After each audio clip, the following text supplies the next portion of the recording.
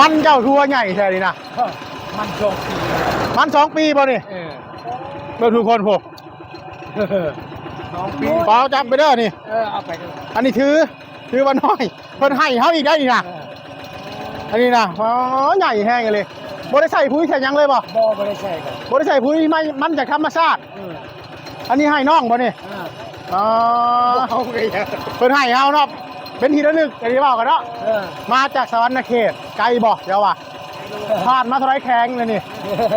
ไกลแห้งเนาะโอ้หน้ามันคือกันเลยเนาะ2 คนเนาะทุกคน2ไอ้น้องบ่อ๋อ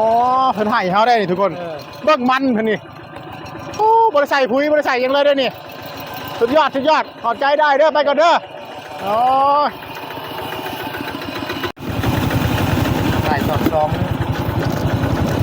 เอาปลากระป๋องให้ซะเนาะ